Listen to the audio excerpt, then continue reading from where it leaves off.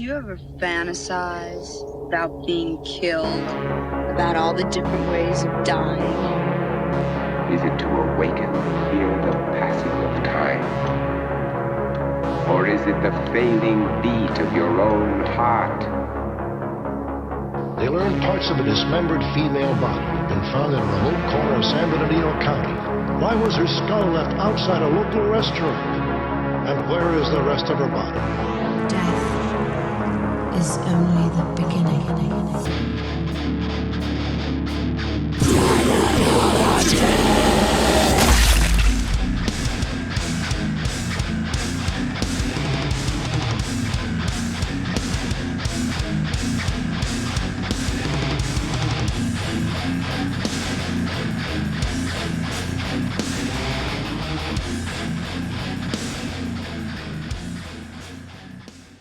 Corey Gorechrist, DIEnecology podcast. I'm your DIEnecologist. I have the pleasure of being joined with Anthony and Jonathan of CASTRATED. They just dropped their new EP, debut EP, off Comatose Records, Surgical Vicissitude, and it's outrageously brutal. Like it's pretty Thank you, insane. man. So yeah, it's on my top list already for Nice. at least EP of Wow, the year. thank you, man. I It's appreciate that.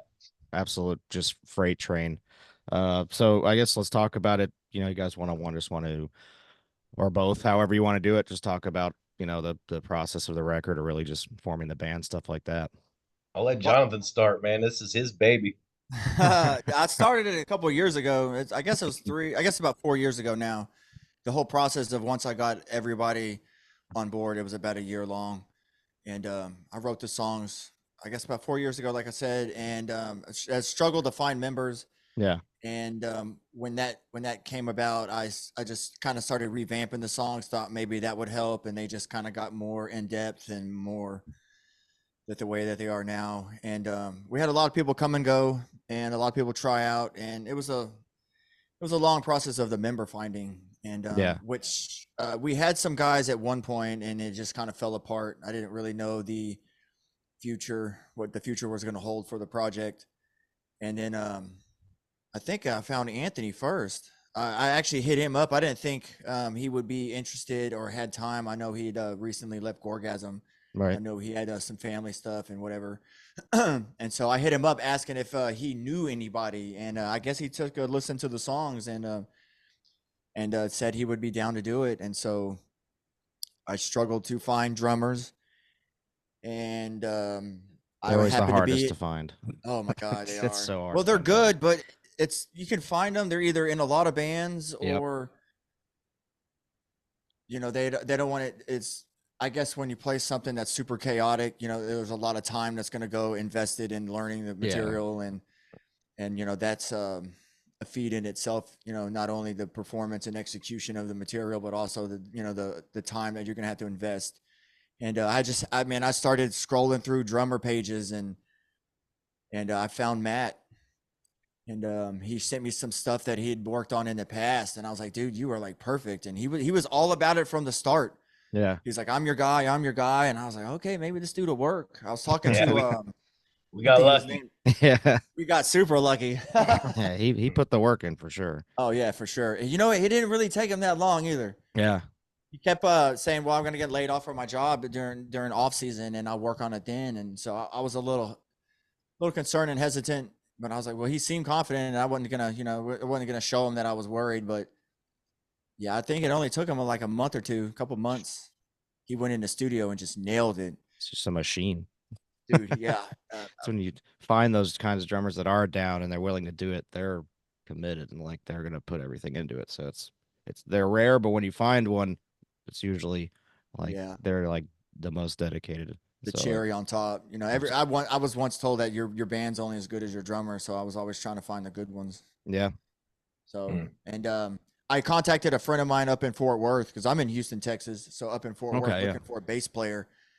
I tried out a bunch, and we had a couple that just kind of pootered out, and they recommended Carlos. And I've known Carlos from other bands. I didn't know him personally, but you know, being another Texas boy, so. And we lucked out with him too. He's a phenomenal musician.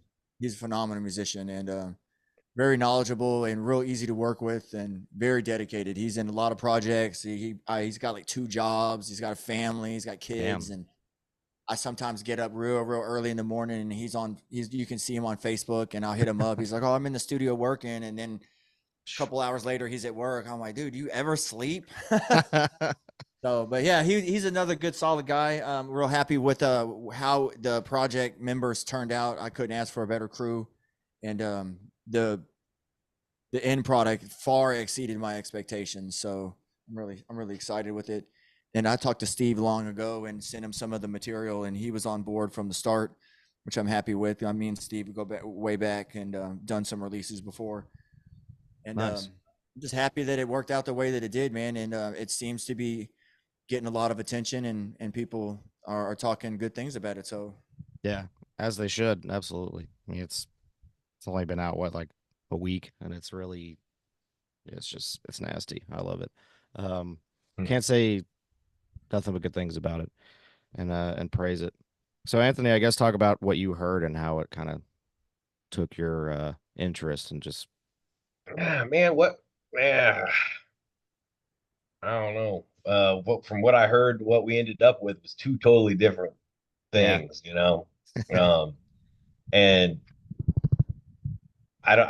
there was a point where I was like, man, I don't know if my style is gonna really match this, you know, because a lot of extreme brutal death, you know, they have the ultra guttural, you know. I mean, I don't have anything against it, man. I think some bands do it really well and it complements the music, but a lot of times I think it kind of just kind of ruins the music for me. Sure, yeah. So I don't know, and I'm old school, man. Like I said, I just turned 49. I like to be able to make out words here and there, you know what I mean? Yeah. I'm the same way. And I told Jonathan up front, you know, it's not going to be the same thing that everybody else is doing because I don't want to sound like everybody else, you know. Right. So, and not to say that everybody does. I don't want to hear a bunch of shit on Facebook now. I'm not saying that. Like, I know what you mean, yeah. But I just don't want to fit into that specific pigeonhole, you know what I mean? Sure, yeah. And so I took I think what would be music typically with that style of vocals and just like did my thing with it. But yeah, it was rough, man. It was different because Jonathan's fucking madman and he doesn't believe in timing or anything like that. He's out of the box, you know what I mean? And it's like listening to the songs now, I'm like, man, this sounds like easy to follow. Yeah. And where without the drums that ended up being in it and the vocals to kind of like paint the picture of the song, you know what I mean? Right. Kind of like I think the vocals really kind of lent a timing to where there's very strange timing going on. Kind of keeps the cadence in there a little bit. Yeah.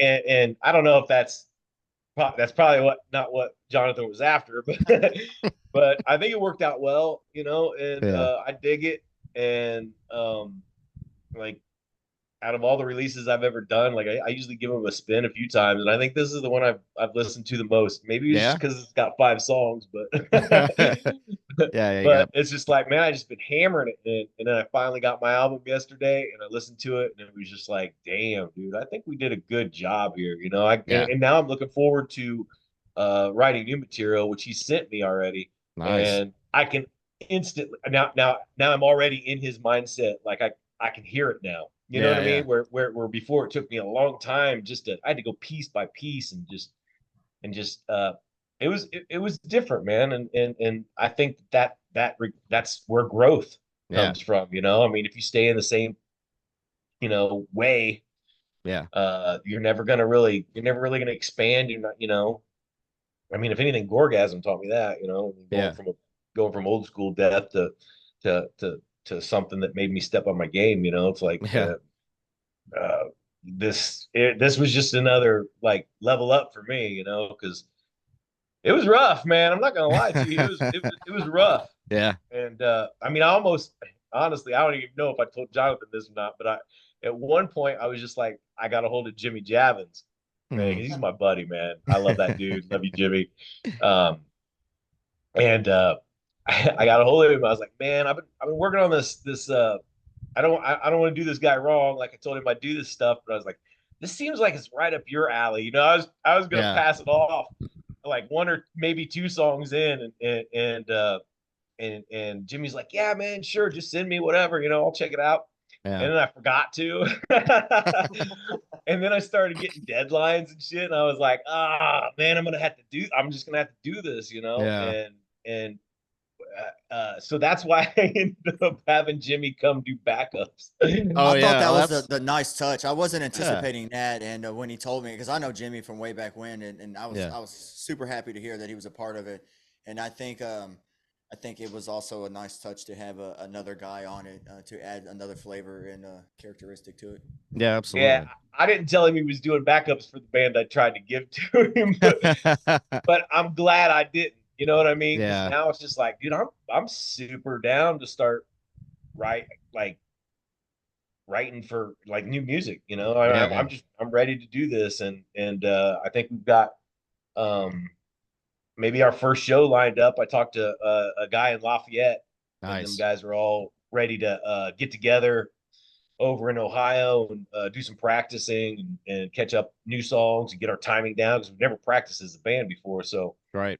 um, we're going to do that maybe late November, early December, and then trek on over to my town, and we'll probably do our first show there. So Nice. Yeah, looking yeah, forward to that. Hell yeah. yeah. So I'm real excited about it. It's like just haven't been like excited for a while. I kind of put everything on hold for a while, Yeah. and now I'm like, I probably ought to pick up my guitar and start writing some more sarcophagy. Yeah. Yeah. And I've got other projects like that are non-metal things Right. that I want to get back into. And it's like, man, this kind of like was the inspiration behind it got me going again. So, Yeah. stay in motion. That's right. I think it helps once you're inspired, just your mind just goes all over the place and you're like, well, now I can pick this back up or now I can do Yeah, this. yeah. Like it just takes a little spark sometimes, or just maybe since it took a little while and then once you realize the work you put in, then it kind of gives you that, you know, And the first fulfillment step's for always sure. the hardest, Yeah, yeah, Yeah. for sure. and then just after that, it's like I'm moving now. Yeah, now your brain's churning and you got the oil going, man. It's a pretty I cool try to do thing. my music stuff in waves. Like I'll get Yeah. inspired or catch a little little bug, and then I'll ride that wave until it runs out of steam, and then I Yeah, just yeah. set it down. It doesn't take long, but I don't really have a life outside of music. I do a lot of music stuff, so I mean it's something that I'm into at the moment. So I just kind of do that. Hell yeah. Yeah, it's definitely something to be proud of and be excited about, and hopefully you guys get more shows lined up. So is all the members from different parts of the country, or like everybody's all separate?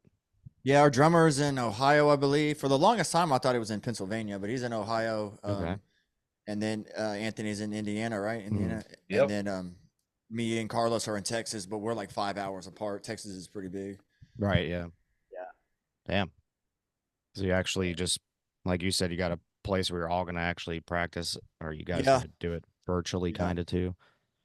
So luckily, we're all recording savvy at home, and Yeah. have small like setups, and we're able to do scratch stuff at home and send Mhm. it back and forth. And then once we were finalized with the ideas, then we went ahead and went into the studio and knocked it all out. Nice. I did Yeah. most of my stuff at home, like all the kind of nudging and lining everything up. Angel from Flesh Hoarder, he did my tracking for me, Nice. and then Tony Tipton, he did the tracking for Anthony and Matt, Hell yeah. and then he did the mix and mastering, which I think he just killed that. Yeah, that Killed that, sounds great. man. Yeah, it's insane. It was like I said, it far exceeded my expectations for sure. Yeah.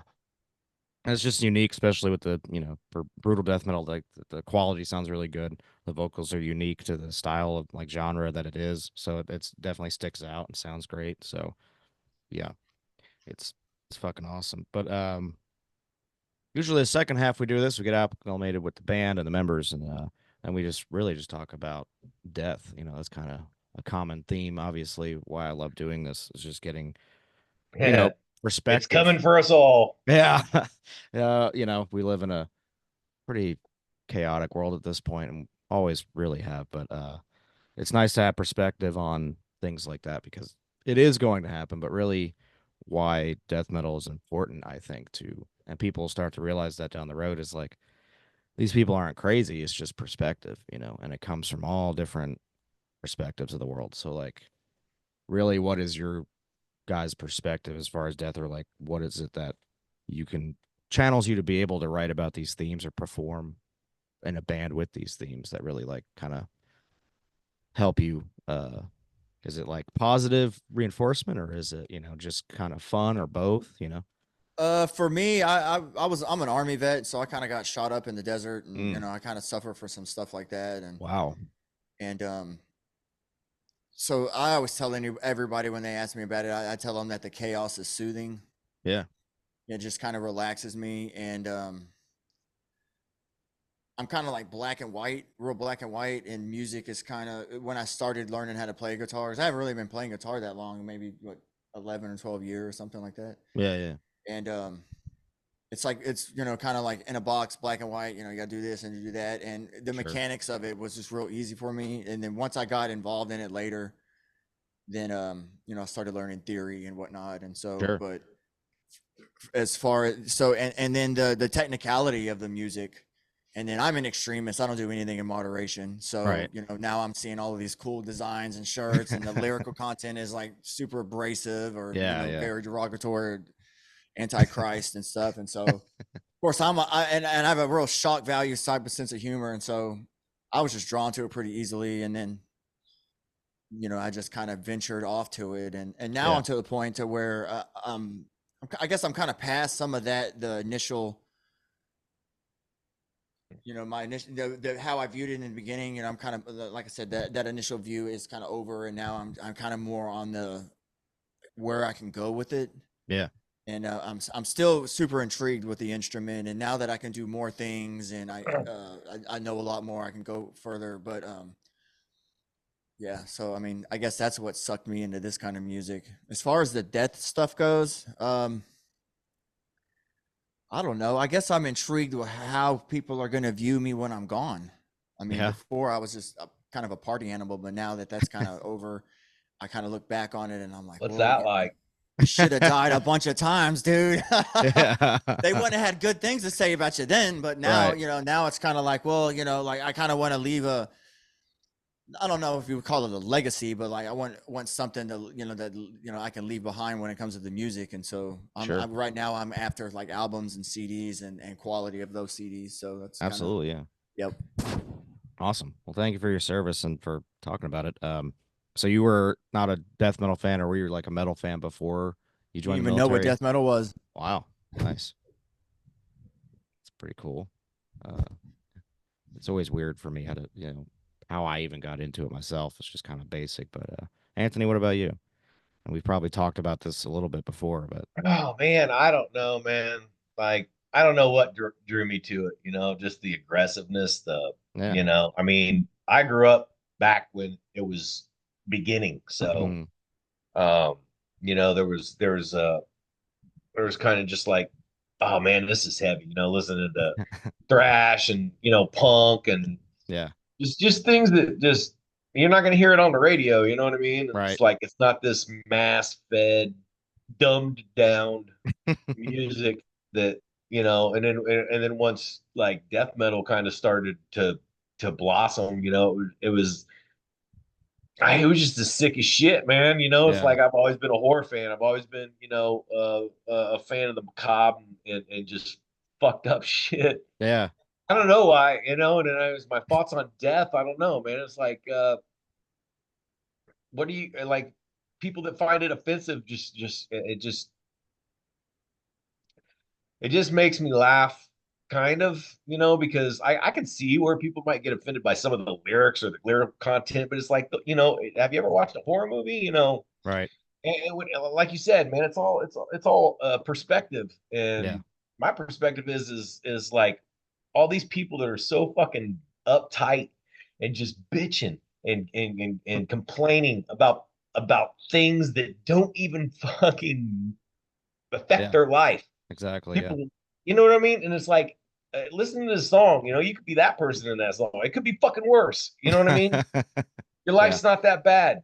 Yeah. fucking quit bitching about it and quit bitching about other people. Quit focusing on what I'm doing. And Yep. because anything I do doesn't affect your life, man. I could put out 20 fucking albums and that you don't like and you don't agree with. And guess what? It doesn't affect your life. So Right. fuck off. Go do whatever the fuck you want. Let us do our thing. You know? Amen. It's the most metal And it's thing you could that say. aggression that I get when I fucking start thinking about people like that that is released through this kind Yeah. of music. You know what I mean? Yeah. Every time I played live, man, I felt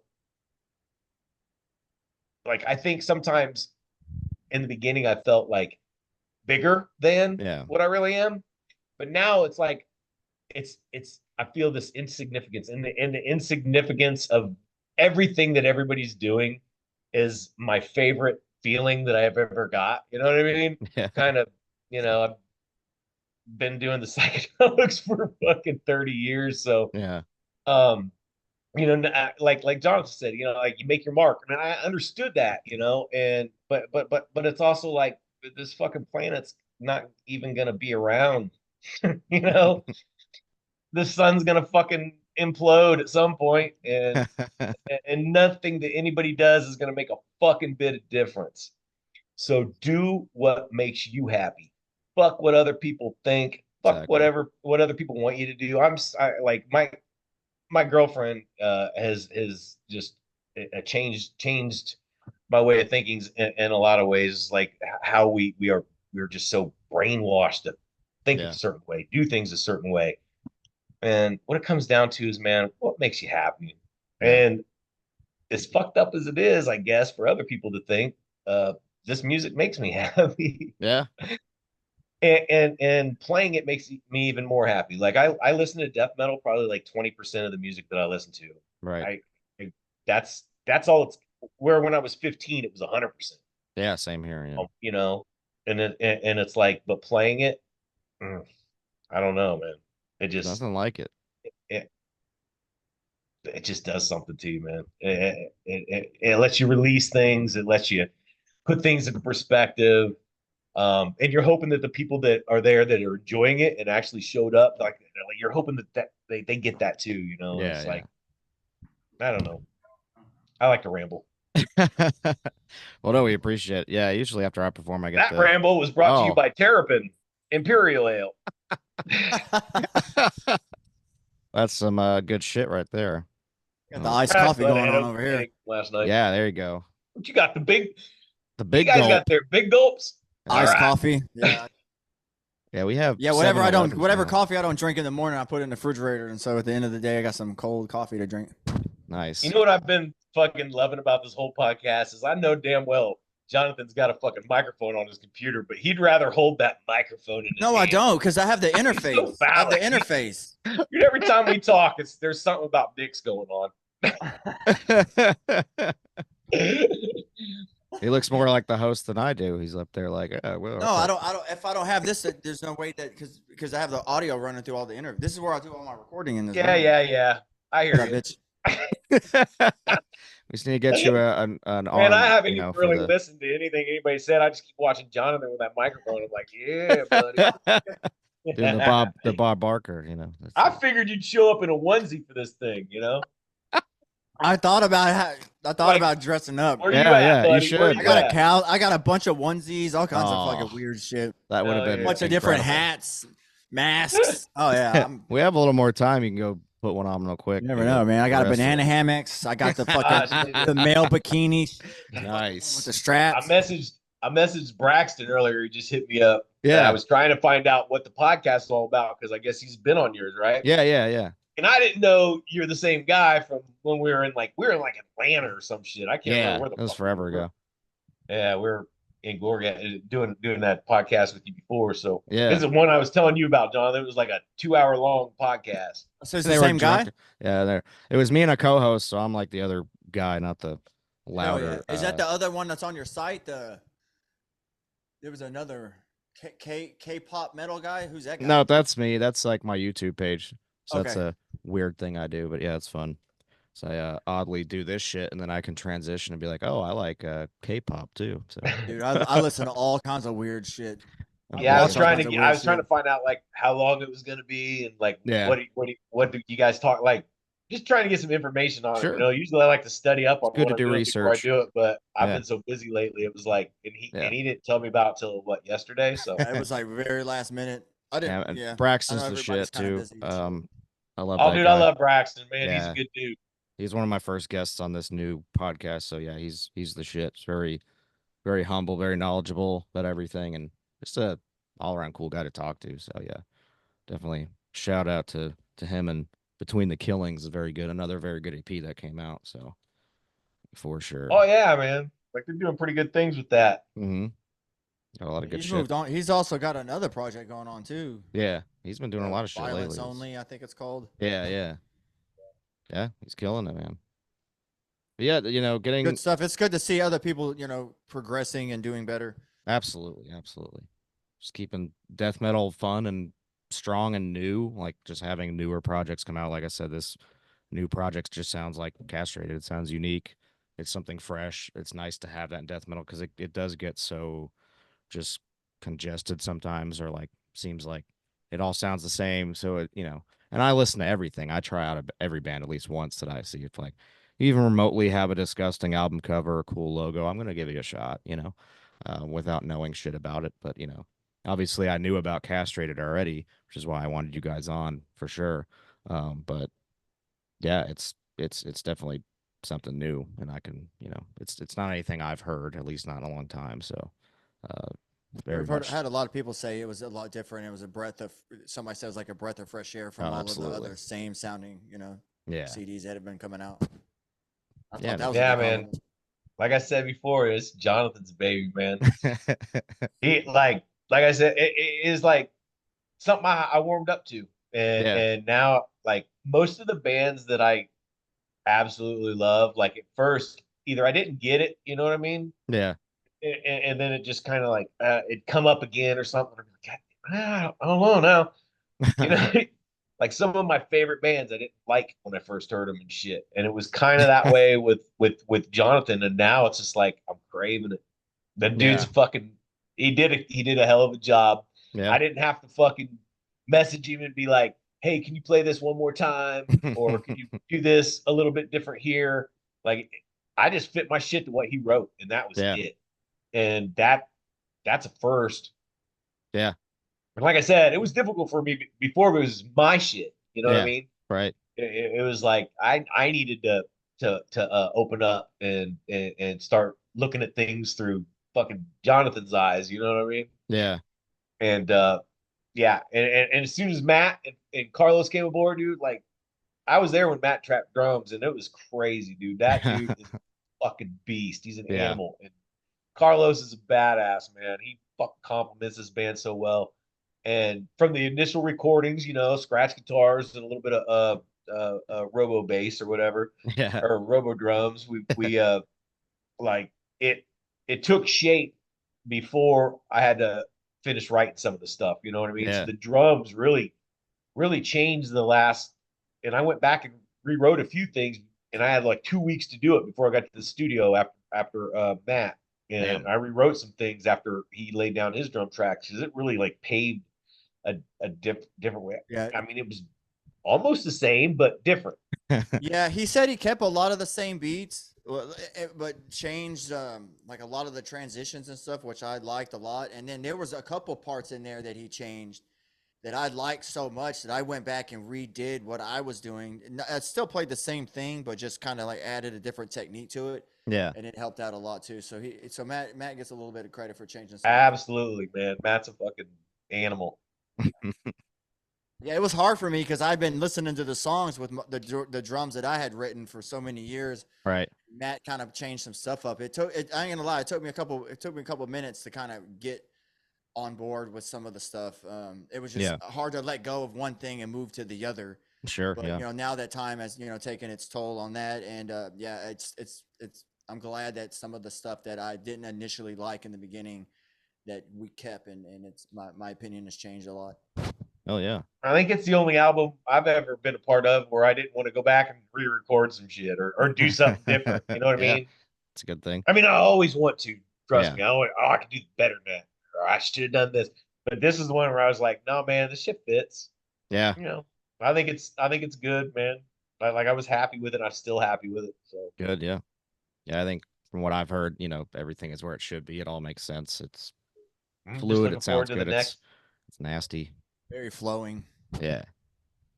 It all flows together pretty good. What was my favorite one? It was yeah, forcible oral sodomy. Jesus Christ, that song. Right on. It's a catchy one. It's catchy. Yeah.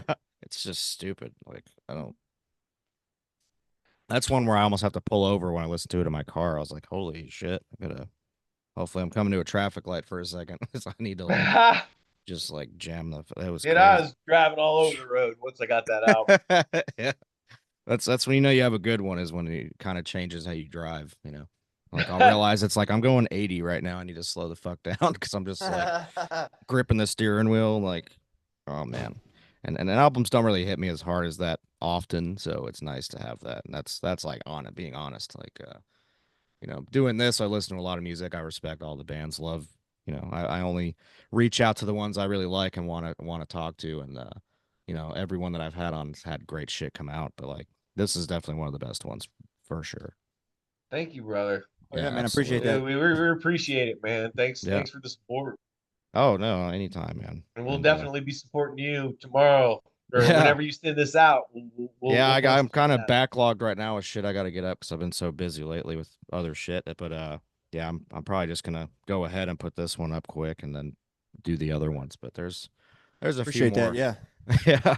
Yeah. Since this just came out, I kind of wanted to, the other ones had releases a little further out or they had been out for a while, and I just kind of got them on. So not too urgent about it, but don't want to keep anyone waiting on any of these.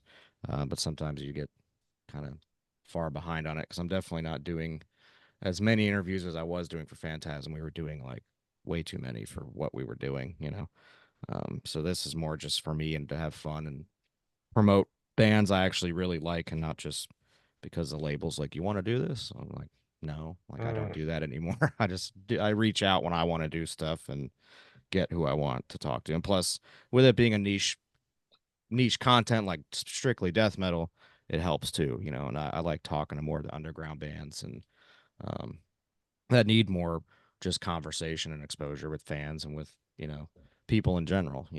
They're more interesting to me, because everyone else has talked to all the bigger bands and always does.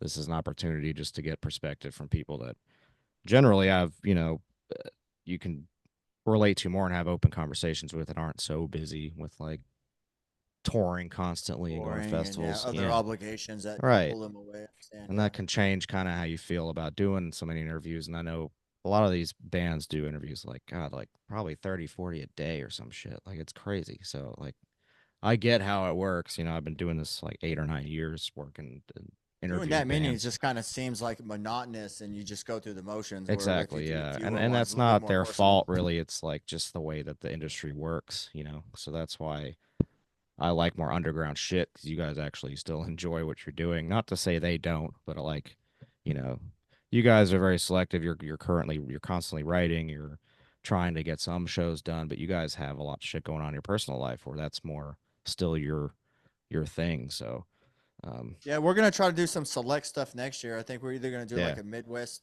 thing or we're gonna try to do one stateside run, and then we got some plans to go overseas and do. Hell some yeah! stuff there. So we're working on it.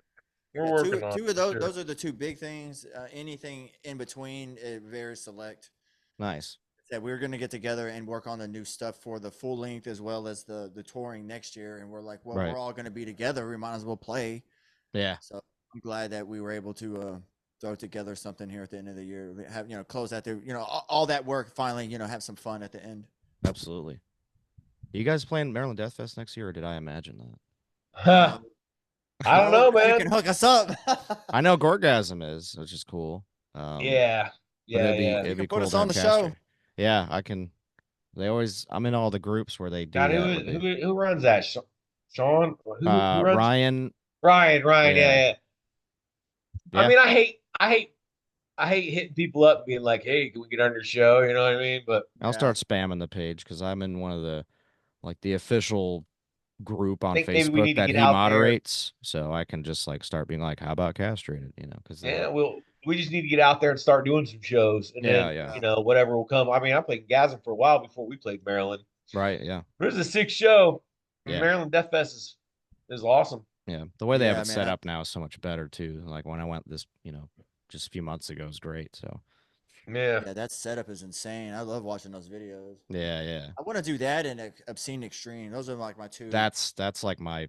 I want to go to that so bad. So maybe next year if I can. Never been there. Do enough with this. Try to push it to where I can do some overseas shit because I got, you know. Yeah. I would love to cover some festivals because Maryland Death Fest. I mean, you can, but they don't offer press pass stuff. If I'm going overseas, I would kind of feel like I don't want to pay for a festival. I will, but you know, it'd be nice to be able to go out there and do some coverage, but it's hard to do. There's not a lot of U.S. festivals. There's only like a few of them, so not like that. The open air stuff. No. Yeah. I played that Nice to Eat You one year, and it was fun.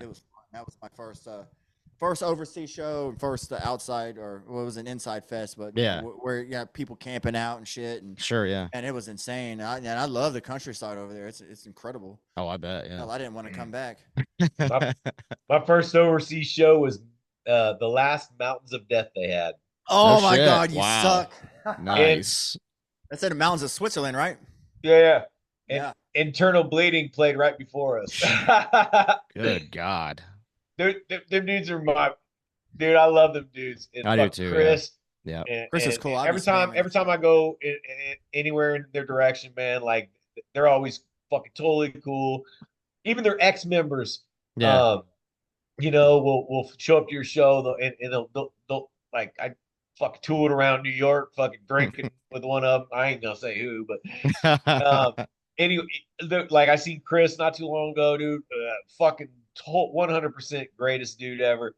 Hell yeah. I grew up listening to that shit. You know, I played my first Sarcophagy show at the Wisconsin, Milwaukee Death Fest. Oh yeah. And Internal Bleeding played that year too, dude. And it was sick as hell. We ended up both. Hey, this is Corey Gorechrist, your DIEnecologyst. I mean, obviously, if you're still listening to this interview, you'll know what podcast it is. And I thank you for that, and the band thanks you, but keep listening. Don't go anywhere. There's more interview after this. I just wanted to address this real quick. So the interview got cut short. If you're accustomed to using Zoom, you'll know that you have to pay to have unlimited time for your video calls, which I do not because, it may come off as cheap, but times are tough, and, you know, I have to do this all on my own, so it's usually the interviews don't go over 40 minutes, and that's the time that it allots you. It'll even do 45 minutes is the most you can squeeze out of Zoom for free. So like I said, most of the time interviews don't go over that, and a lot of people that do the interview scheduling, they only have about 25 minutes to do an interview, so I'm used to that as well, and the time constraints and all that. But with bands like Castrated, I can talk with these guys for hours, and we just had to work around the issues, and I want to be more transparent about this in the future. If I don't just go ahead and buy the monthly membership for Zoom to avoid this situation in the future, I will at least try better at addressing the bands ahead of time and let them know, hey, I only have 40 minutes and it'll cut off, so either we wrap this up or we're just going to have to exchange information so we can loop back into another Zoom call immediately. And this took a little time, so we lost Anthony is my point here. He didn't come back on the interview. He had to go anyway. But, it sucks. I want to wrap the whole thing up with him and get, both of their plugs for the, for the intro and all that. So it was unfortunate, and, Jonathan made a joke, as you'll hear in a minute, that Anthony was offended. He's like, man, I think that guy got tired of listening to me ramble and just ended the call, but obviously they were joking. I love Anthony, and, like I said, people like that, and Jonathan, we can talk for hours about shit, and it was a lot of fun. And thank you guys again for listening to the interview, and there is more right now. So and like I said, there's no Anthony whenever it came back around. It was about a 10-minute gap before we can get this started again.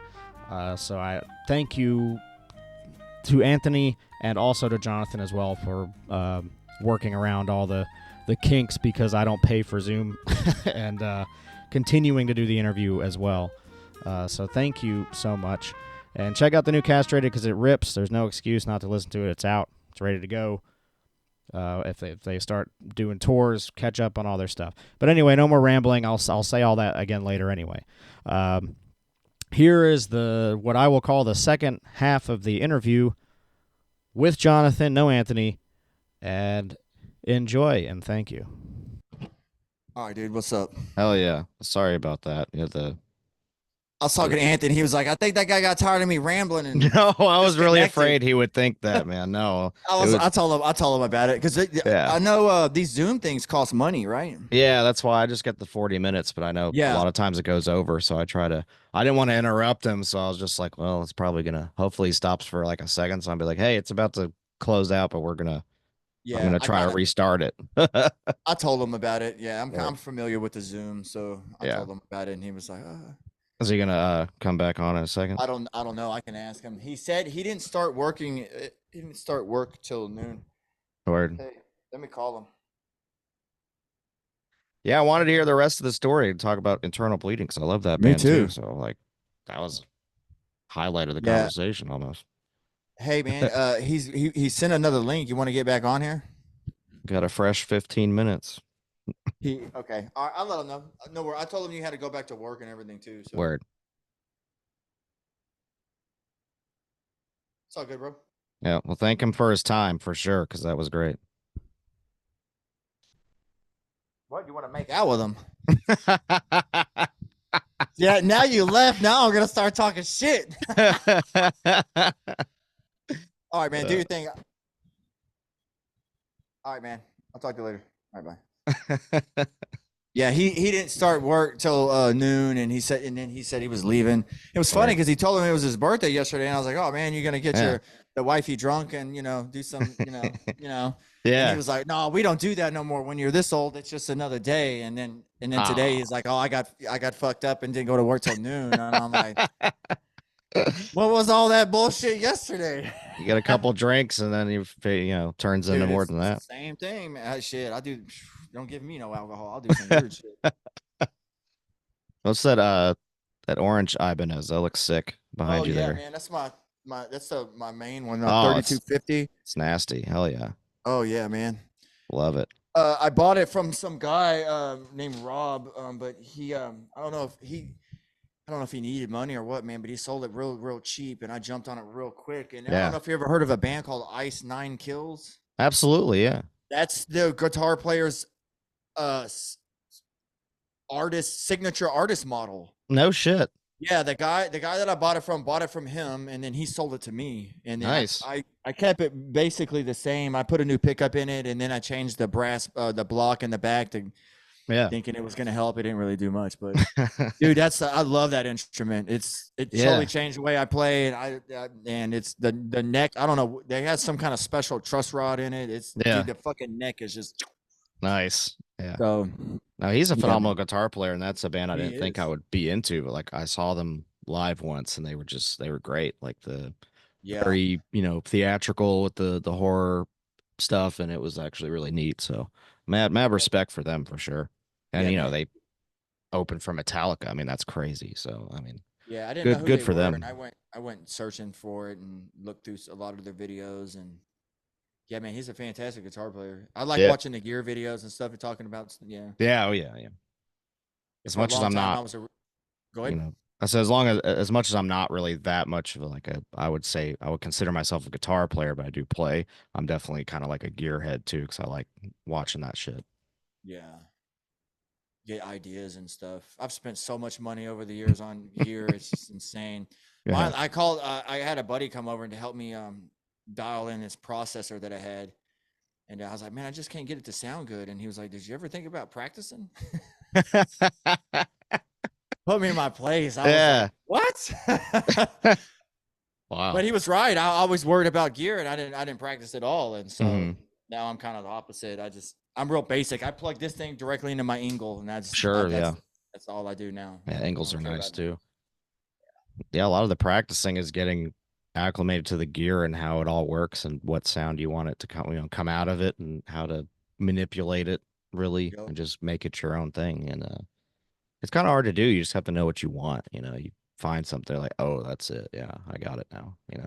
Kind of Yeah, I've been. perfecting the gear itself and to your liking, I guess. So it's fun, but it's kind of sometimes it's a little nerve wracking because you feel there's so much to it that you can do with it, and You change yeah, one thing and it affects another, and then you yep. change it and then And it affects you another. fuck It's it just up, like and then you're keep like, fucking well, how did I have it before? So like just starting to record my own stuff, like using Reaper and all that. That's a big learning curve to learn all the different modules for that and plugins, and I'm still learning that, but it's a fun process. It's rewarding to know that you're learning new shit and can find new things. Yeah, this project, I have another one before I did called Fisted, and then I have I like another one called Fisted, yeah. and then Deprecatory. That's the Mhm. next one. It's all with some European guys, but these are the first projects that I did, like kind of like some of it myself. Like I did all Fisted and all Deprecatory. Angel, like I said earlier, helped me out with the castrated stuff. But yeah, Yeah. man, it's just frustrating in the beginning, and I didn't know anything about computers, dude. And, yeah, after a while, man, you're right. It's rewarding. Yeah, because you're like, hey, I I think figured this some shit of the out. guys, yeah, yeah. So Well, what kind of stuff are you doing? I'm in a kind of like a slam band right now, but I don't, I'm just do the vocals for that. Um, but What's the then name of it? Truck Stop Dick Pill. Nice. So we're just for fun, we're Yeah, yeah, yeah. thematically, and just have fun. It's just doing guttural shit and just making people move around. So it's been a fun little side project for another, like my friends that are in another band or other bands, like the drummer and guitarist. They're all in different bands, so this is kind of their little fun break from that, their serious stuff. And I didn't have anything going on. I haven't been in bands forever, so like I've only just the last thing I did was like a studio project, and that was all over the place, but it was really good. And then as far as guitar, I'm just doing like some kind of like basic, just hardcore project. Um, but I want it to be more like crossover. Like I really like old Sepultura and shit like that. So that's kind of what that influence is. So I've just been writing riffs, and I got like some MIDI drum software, so I can just write to the drums off that and not wait on a drummer to learn stuff. And you know, this project's really just to get other members that are better at guitar than me to play. I To get it. kind of like, get a package going so they could be like, oh, I see what you're going for. Well, hey, I got these ideas for this. I'm like, okay, yeah. Because I would much rather just do vocals, but I like writing guitar too. So, um, but I know it could definitely be better with the right people for the I vision I understand. actually have for it. So, but as I'm doing it, the more I'm doing it, the better I'm getting at guitar. So, like, I kind of like just writing it myself, to be honest. Yeah, I tried to learn how to write drums in the beginning when I was in my one of my original first bands, and I was always real terrible at it, and Yeah. so I've gotten pretty good at it now. And Nice. so it's cool because you can, one helps you, improve the other, and before you know it, you get on to something, and you're like, I don't know if I want somebody to mess this up. And Yeah. but yeah, as far as other people, man, I've been lucky. I somehow surrounded myself with a lot of people that were a lot better than I was, and I don't Yeah. know if they realized how crappy of a guitar player I was in the beginning. Yeah. And so I've been fortunate. I've been around people that were a lot better than me, and so Yeah. Well, you it's feed paid off off in of it. the end. Yeah, Yeah, for it's sure. paid off in the end. Yeah, You feed off of it. It makes you work harder, makes them work harder, puts you on track where it's like, you can always yeah. have that person to fall back on and be like, hey, well, you can write something like this, and I got this. That's kind of where I'm going with it. And they can like perfect your ideas a little better. And it elevates you for sure, and like where your talent can go. Cause it's not like, they're better because they have more experience, but I mean, you can always put in that amount of experience. Some people, though, I swear, they just were born to be I understand. insane on guitar, and I think And they some don't people even are just care about yeah, some it. It's people just are like, just oh born they yeah, can it's just just play. something. Yeah, yeah, exactly. So there's some anomalies out there that maybe they practice a long time, but they're like savants or something. They were born to do it, and that's crazy to think about. But or some people are classically trained, piano most of their life when they're younger, got guitar when they were like 11 and been playing ever since. And you know, very blues jazz influenced people that like, man, they can just like shred on guitar. So it all really depends. Like if you get into guitar late, like I did, and didn't really put enough time into it, I don't consider it to where I suck at guitar. I'm just like, oh, I'm not that experienced with guitar because I haven't put all the work into it. So I have, more of a vocalist, but I do like to. The more I have been practicing recently, I've noticed like how better I've gotten. Even other people that are in bands where I've showed them the stuff I've been writing, they're like, you've gotten a lot better, And I'm also left-handed, so I'm so used to playing on my friends' guitars upside down, so I kind of learned backwards a little bit. Yeah. So now that I have my own actual lefty, it's been a lot easier to write and learn things than just upside down all the damn time trying to Yeah, jam with I could people. imagine doing that. Yeah, doing it the Hendrix way or the Doyle Bramall way. They just play upside down on purpose. Like I'd rather not. It's so it just doesn't sound right, It seems complicated. Yeah. But yeah, it's enjoyable. It's fulfilling to just write in general, not just write lyrics and vocal patterns. It's nice to have some guitar going there. And drums I can't write as much as I hear it in my head all the time. I can't. It's hard for me to program or put that out Never on do it. paper. I would be a drummer. Yeah. It's like I just need a drummer. Just get basic Let's get beats. somebody. Chop Yeah. chop. I You had a get it. couple people interested, but it's always like, yeah, I'm still kind of working. I was like, well, I'm trying to get this thing just out there, so I'll just MIDI track it and get some basic drums, and Yeah. I can just play over it, and then there you go. So there's plenty of for those of you listening that want to start projects but don't want to wait on drummers because they're pretty hard to find. Just get some like there's plenty of metal MIDI drum packages you can buy and just plug it in and just start writing over top of it. Because once I have a drummer, I can write so much easier with like a rhythm or a tempo. If I'm just writing riffs, they're just gonna be riffs, and then they're not the same when you don't have a beat underneath them. So Yeah, it always helps when you have an idea of what you want to sound like, especially when you give it to somebody else. yeah, absolutely. Sure. And then if a drummer was interested, it's like, hey, this is just to get songs out, but if you want to write the drums how you want to do it, by all means, do it the way you want to do it. This is just like a blueprint for what I really want the band to be, kind of thing. So hopefully something comes of it. We'll see. But There's either a lot of way, guys out there. There's a lot of guys out there. yeah. And they're all in other bands, so yeah, it's one of those Unfortunately, things. that's the truth. You just gotta make something interesting enough where they're willing to put a little time into it.